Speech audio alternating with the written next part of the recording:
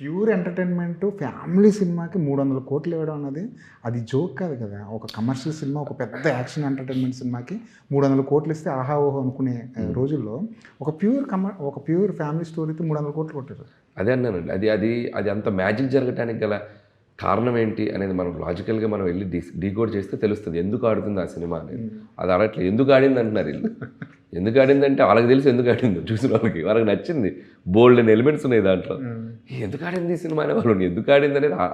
కానీ మీకు అది ఒక డైలీ రొటీన్ అయిపోయింది. ప్రతి రావడం ఏదో ఫ్లూక్లో ఆడింది లేరా అనుకోవడం, ఎన్నిసార్లు మళ్ళీ ఇంకొక సినిమా రావడం. సార్ ఒకసారి ఫ్లూక్ అండి, 8 సార్లు ఫ్లూక్ అవుతుంది కదా, ఇది 9.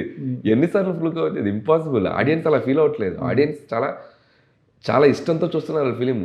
మీరు ఎప్పుడైనా ఒకసారి థియేటర్కి వెళ్ళి చూస్తే from balcony to end to ఒక అలలాగా ఎగసిపడి నవ్వటం నేను చూశానండి సినిమాలో. F2లో కానీ, సంక్రాంతికి వస్తున్నాలో కానీ, ఇలా వేవ్స్ నేను విట్నెస్ చేశాను. They are celebrating the movie, celebration. So అది నాటి చాలా చిన్న పదం. నేను నా గురించి కొట్టుకోవడం మొదటి చాలా ఎక్కువ కొట్టుకోవాలి. నేను సెల్ఫ్ పిఆర్ చేసుకోనండి. నేను ఇన్ని రికార్డు సృష్టించాను, నేను ఇంత పీకాను అని చెప్పి. నేను ఎందుకంటే నా సినిమా అయిపోతే నేను ఆ సినిమాని మర్చిపోతాను. తెలుసు, ఈ మధ్య చెప్పుకోవాల్సి వస్తుంది. ఎందుకు మీరు అంటున్న సోకాల్డ్ పీపుల్ వరకు నేను తీసాను బాబు అని చెప్పుకోవాల్సి వస్తుంది. నేను మర్చిపోయి మళ్ళీ నా కొత్త సినిమా ట్రావెలింగ్లోకి వెళ్ళి దాన్ని ఏం చేస్తానే దీంట్లో ఉంటాను నేను. కాబట్టి ఇక్కడ అనాలిసిస్లు, point of views, prospectives, debates, ఇది అన్స్టాపబుల్.